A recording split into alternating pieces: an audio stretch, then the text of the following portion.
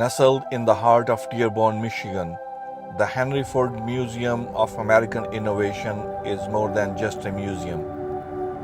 It is a living, breathing time machine, a place where the past isn't just preserved, it's sparked.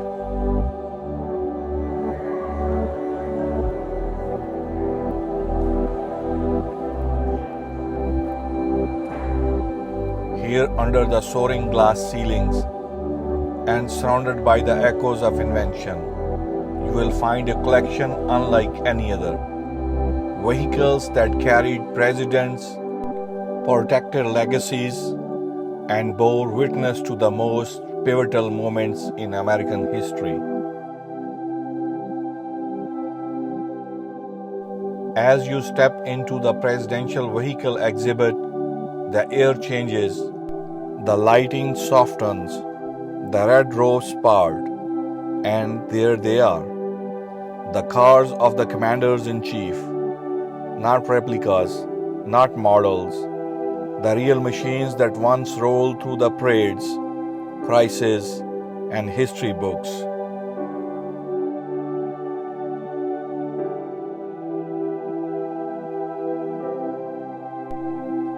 Our journey begins not with the roar of an engine, but with the gentle clatter of hooves on the cobblestone. This is the 1902 Brougham carriage, a relic from the time when the presidency was still clogged in Victorian formality.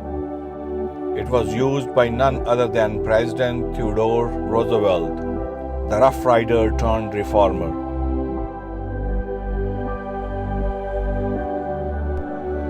At the dawn of 20th century, America was racing into the future. Factories were humming, cities were rising, and the automobile was beginning to reshape the landscape. But here in this elegant black carriage, the presidency still clung to its ceremonial roots.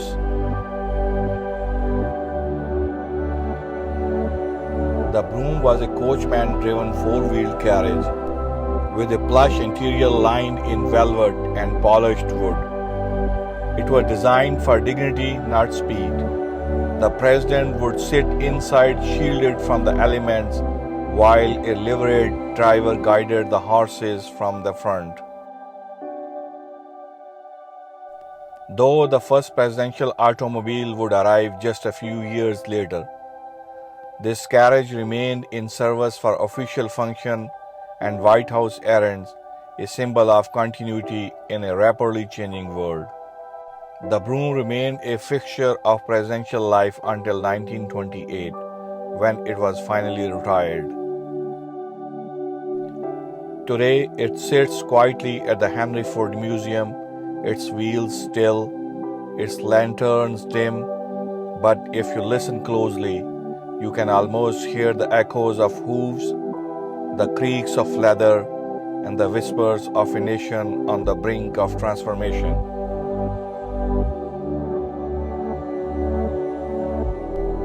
If the 1902 Brougham was the last breath to the old world, then this was the first confident stride into the new.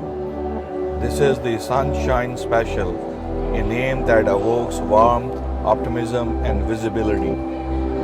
But behind its polished chrome and sweeping fenders lies a story of war, innovation, and a president who redefined leadership from the back seat.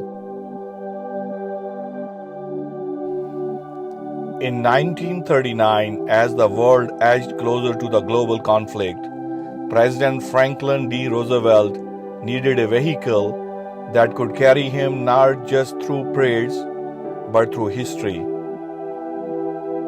The Sunshine Special was the first car purpose-built for a U.S. president, a custom Lincoln K Series convertible stretched to over 21 feet long.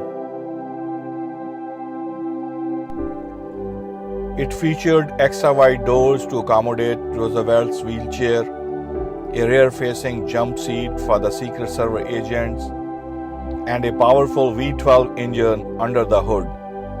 But its most striking feature, the open top. FDR believed in being seen. During the Great Depression and World War II, he used this car to connect with the American people, waving from the back seat, smiling, reassuring. It was a rolling stage, a symbol of accessibility in a time of uncertainty. But after the attack of Pearl Harbor in 1941, the world changed, and so did the Sunshine Special. The car was returned to the factory and retrofitted with armor plating, bullet-resistant glass, and steel-reinforced tires. It became a fortress on wheels without losing its charm.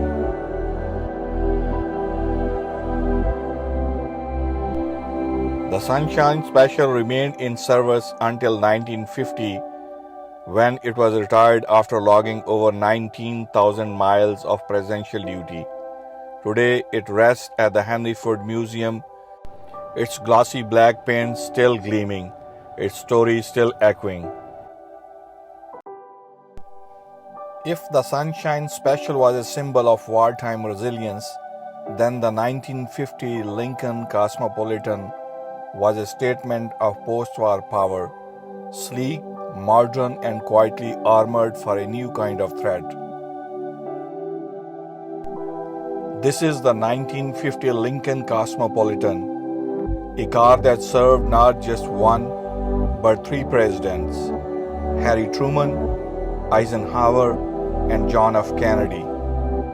It was the first presidential limousine to be leased from Ford Motor Company, marking a shift from government-built vehicles to private sector partnerships.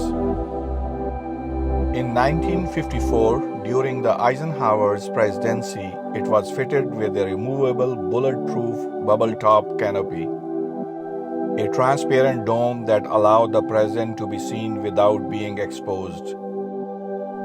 The Cosmopolitan was used extensively for parades, state visits, and even Eisenhower's second inauguration. It was a favorite of Secret Service for its spacious rear compartment, which allowed agents to ride alongside the president.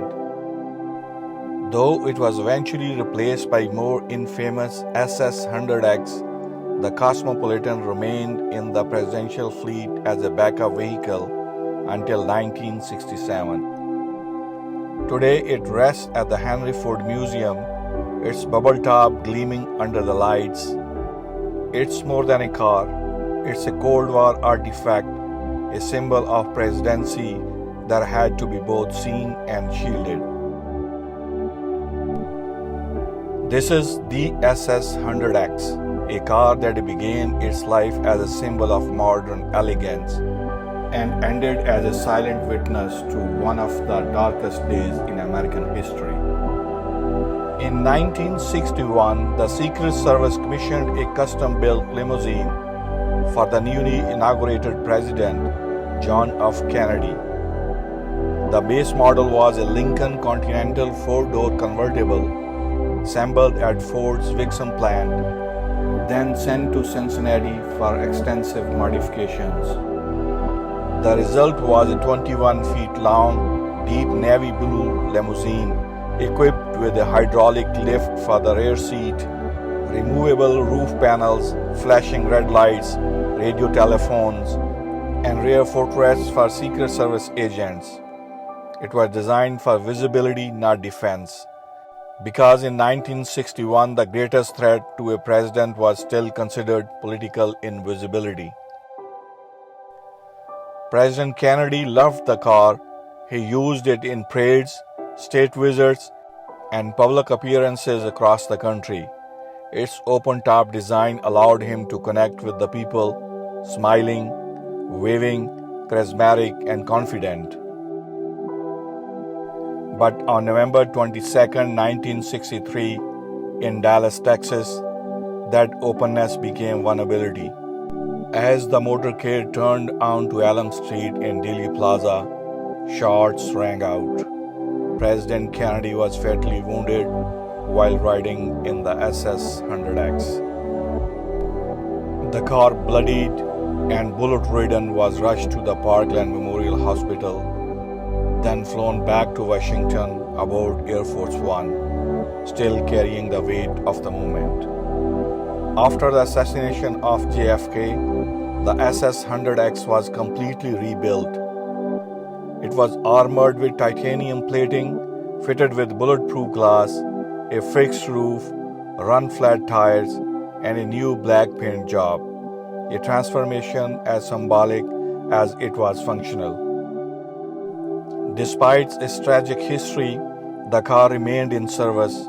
Presidents Lyndon Johnson, Richard Nixon, Gerald Ford, and even Jimmy Carter rode in it until it was finally retired in 1977. Today it sits quietly at the Henry Ford Museum. Its presence is haunting. It is not just a car, it is a memorial on wheels, a reminder of the fragility of leadership and the moment when America lost its innocence. This is the 1972 Lincoln Continental, a car that did not just carry presidents, it shielded one from an assassin's bullet. Commissioned during the Nixon administration, this Lincoln Continental was a part of a new generation of presidential limousines, longer, heavier, and more secure than any that came before it. It was built on a 145-inch wheelbase, stretched and reinforced, and weighed over 10,000 pounds once fully armored. Under the hood, it packed a 460 cubic inch V8 engine, capable of moving its massive frame with surprising agility. But this car was not built for speed, it was built for survival. On March 30th, 1981, that mission was put to the test. President Ronald Reagan had just finished speaking at the Washington Hilton Hotel. As he exited the building and approached the waiting Lincoln, a gunman, John Hinckley Jr., opened fire. In the chaos, Secret Service agents shoved Reagan into the back seat of this very car. Though he did not realize it at that time, he had been shot. The Lincoln sped away, racing to George Washington University Hospital, a decision that likely saved his life. After the incident, the car was refitted with updated front-end styling to match the newer models, but its core remained the same. It continued to serve President Carter, Reagan, and George W. Bush before being retired. Today, it rests at the Henry Ford Museum, its black paint still gleaming, its windows still sealed. It is a car that did not just carry a president, it carried him through a moment of national crisis. From open carriages to armored bunkers on wheels, presidential vehicles have evolved with the times. Today's limousines, like the modern beast, are equipped with night vision, tear gas cannons, and even a blood supply for the president. Each car at the Henry Ford Museum tells a story, not just of engineering, but of the men who rode in them, the moments that defined them, and the nation they served. So, next time you visit Henry Ford Museum, remember these aren't just cars, they are witnesses to history. Thanks for watching. If you enjoyed this journey through presidential history on wheels, do not forget to like, subscribe, and share. Until next time, goodbye.